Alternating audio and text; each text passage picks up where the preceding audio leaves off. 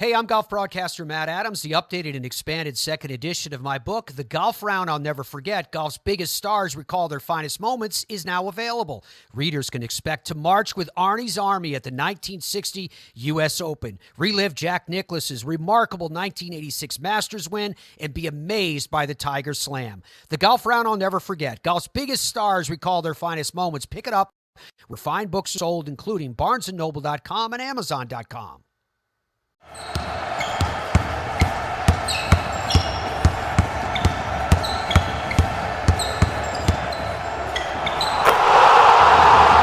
This is Basketball History 101 with Rick Loayza. Welcome back to Award-winning Basketball History 101, part of the Sports History Network. I am your host, Rick Loayza, and this is a podcast where we bring to life some of the forgotten stories from basketball history. We are bringing old school basketball to a new school audience. And today we bring you our second entry into our series on the lost teams of the ABA.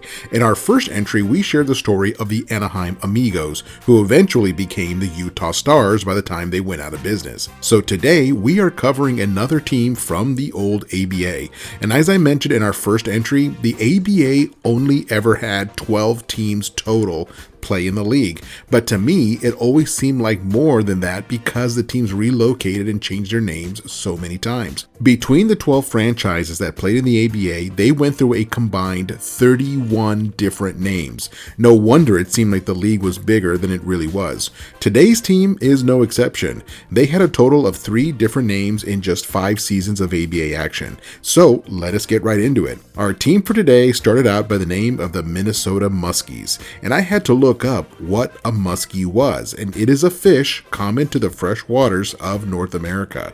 It is part of the pike family of fish species, and it is very popular to fish for muskies in and around Minnesota, so the name make complete sense. However, the name and the team did not really resonate with the fans. The team did very well in that very first season, going 50-28, and made it to the division finals.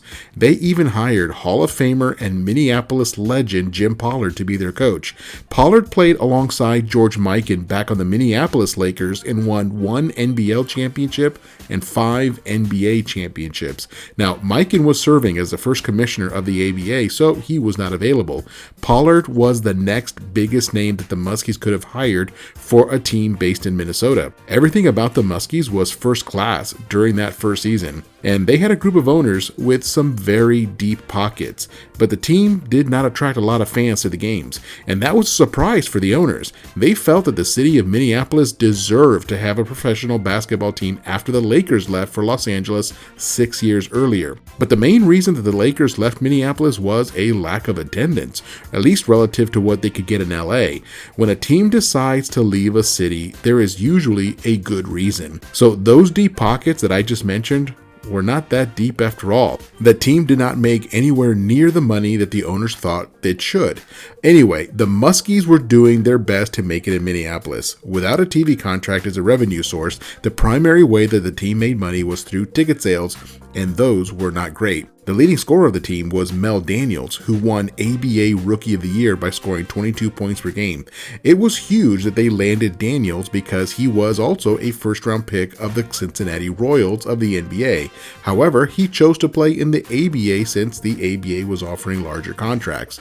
Many consider Daniels to be the second best player in the entire league during his rookie year. So then why did Daniels only play for 1 season with the team? Well, the team began to have some money problems, and they traded Daniels to the Indiana Pacers for a couple of bench players and cash. It was the cash they needed desperately to keep the team going. In the end, Daniels was a 7-time All-Star and a Hall of Famer from just his ABA career. Now, technically, he did play 1 season for the Nets as part of the NBA, but it was his final season of pro ball, and he only played 11 games. So with their money problems a very real thing, the team decided to try their luck in a new location. After that first season, they moved to Miami, Florida and became the Miami Floridians.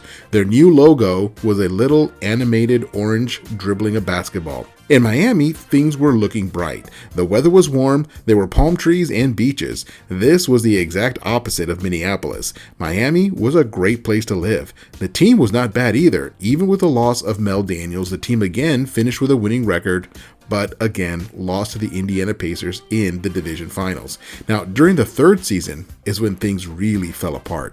Jim Pollard left the team after 20 games. Even though the team was scoring well at 113 points per game, they were giving up 118 points per game. That is an average of -5 points per game. And I do not want to bore you with all the analytics of what that means, but when a team allows 5 more points per game than what they score, it means finishing 10 to 12 games below 500. In this case, the Floridians did even worse than that and finished with a record of 23-61, a full 19 games below 500. Now, Donnie Freeman had become their new leading scorer and made several All-Star games, but in this case, it was a situation where somebody had to be the leading scorer, and Freeman was that guy. But the Floridians were floundering in last place. Now, at this point in their story, a new ownership group takes over, and the Floridians now have 8 owners. And I'm not against having that many owners, but the problem was that they did not communicate with each other very well. In one case, one owner asked if one of the other owners had put in his $25,000 into the payroll account that he was supposed to. The reason is because they needed to make payroll and they did not have enough money to pay all of the players that week. That is how tight the budget was some weeks for the Floridians. In another situation, one of the owners made a trade without talking to any of the other 7 owners. That owner made a trade with Pittsburgh for a player named Art Heyman. Again, he did not bother to tell anybody else in the organization, so when Heyman showed up for practice, everybody was scrambling to figure out what had happened. Things were just crazy in Miami, even by ABA standards, and the team decided that they needed to make another big change, and I will be right back with that change.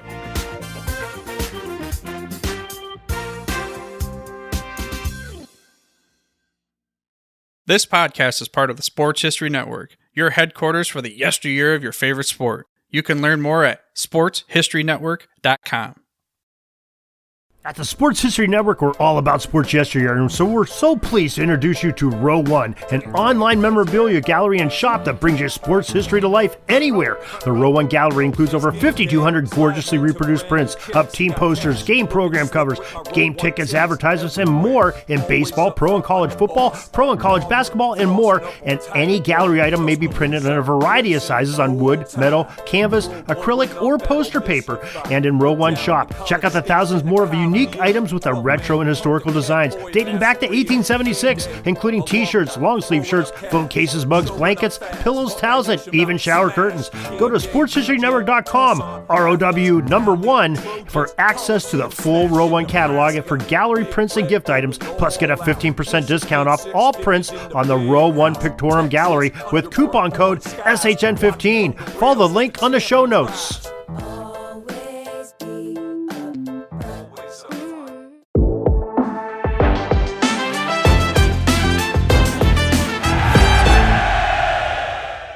Hello, sports history fans.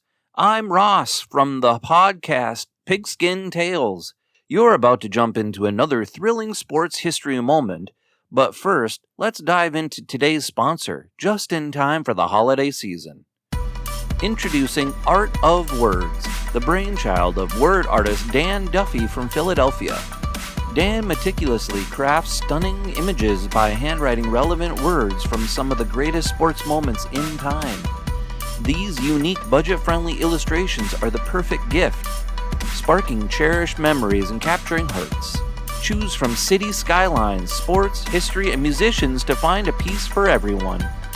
And here's the exciting part. For that sports fanatic in your life, gift them a piece of their favorite team or player's history. Art of Words tells a compelling story. Explore collegiate stadiums, each meticulously crafted with every football victory etched into words. Or venture into baseball stadiums, handwritten with every player from the team's illustrious history. My favorite on the site is Bryce Harper 2021 MVP year. Because I'm a big stats guy, I think that's one of the coolest things ever. Check it out. Don't wait. Order a print today for yourself and your loved one this holiday season. Transform your wall into a gallery of captivating art and surprise your family and friends with a print of their own. Use code SHN15 at artofwords.com for a 15% discount on your order in November and December. Visit Art of Words, where words magically transform into stunning art, evoking cherished memories and touching the hearts of those who you care about. Again, use the code SHN15 for 15% off at artofwords.com. Welcome back to the show, and let us continue with the ongoing story of the Miami Floridians. Just before the break, I mentioned they were going to make one more major change. And while they stayed in Miami, they decided to change the team's name. They were no longer the Miami Floridians. They shortened it to just the Floridians. They wanted to not just be the team representing the city of Miami, they wanted to be the team that represented the entire state of Florida. And from a marketing perspective, it made sense, but it did not really help their ticket sales. And the Floridians tried everything. One of the owners made his money by building up an advertising agency. So he used every trick in the book to get fans to come in. He did ice cream nights, ball giveaways, 2-for-1 nights. They were the first team in all of professional basketball to have cheerleaders. But it seemed that most of the Miami locals wanted nothing to do with the team. They also did not do themselves any favors when they scheduled a game to be played on a Sunday afternoon at the same time as the Miami Dolphins football team. On that afternoon, they got only 500 people to show up, but not a single reporter. They were all at the Dolphins game. And this is how desperate Miami was. They had turnstiles at their facility so that the attendance could be counted automatically. They would just add up the numbers on the dials of each of the turnstiles.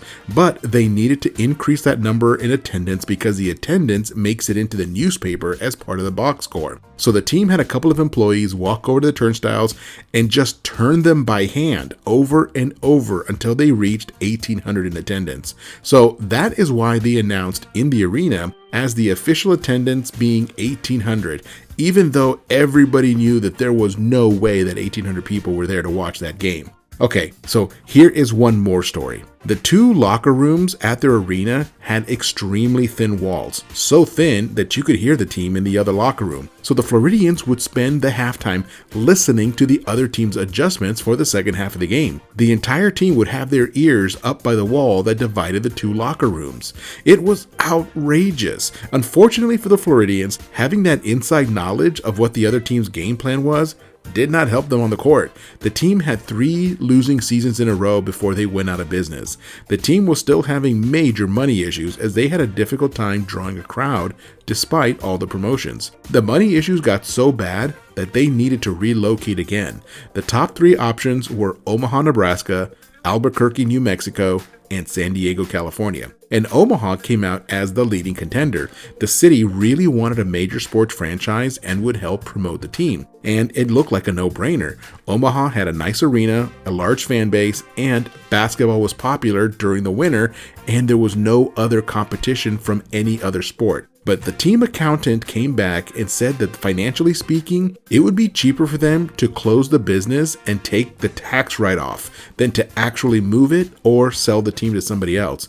And just to add insult to injury, here's a story that in some ways encapsulates life in the ABA. The public relations director for the Floridians was at his desk working on a project when the general manager came by and said, "Hey, you need to clean out your desk." The PR guy asked if he had been fired. The general manager said, "No, the team just folded and we sold your desk to the business downstairs. They'll be up here in an hour to grab it. And by the way, can you help them move it down to their office?" So the PR man emptied the contents of his desk into a couple of cardboard boxes and then helped the moving guys get the desk downstairs. And it turns out that the business downstairs was a political group that needed some office furniture. The group was there to organize a protest of the 1972 Democratic National Convention in Miami that year. This could not get any weirder. And with that, the Floridians bid goodbye to professional basketball. After only 5 seasons in the ABA, starting in Minnesota, they disappeared and became a footnote in basketball history. But that is why I love doing this podcast. I want to bring back the stories of teams like the Floridians. The ABA and its former teams all need to be remembered. And I will finish with this. Have you ever seen that movie Semi-Pro with Will Ferrell? In that movie, Will Ferrell's character, Jackie Moon, is the owner of a fictitious ABA team called the Flint Tropics. Well, the whole look of the team and the uniforms and even several of the events in the movie are loosely based on the real Floridians baseball team. The ABA was wild, and the Floridians were proof of that. So that is it for today. That is the story of the Minnesota Muskies / Miami Floridians / Floridians. Join us next time when we share the story of the birth of the big man in basketball. That's next time on Basketball History 101, part of the Sports History Network, the headquarters of Sports Yesteryear. Go to sportshistorynetwork.com to find out more about this and other sports history podcasts. If you like what you hear, please hit that subscribe button wherever you get your podcasts. And check out our page on Facebook. It's called Basketball History 101 Podcast. There you will find shorter historical posts as well as comments and discussion starters on today's game. I'll also announce there when new episodes come out. I want to thank my producer and editor, Jacob Loayza. Join us each week as we continue to mine the history of basketball for more great stories from the past. Take care and see you soon.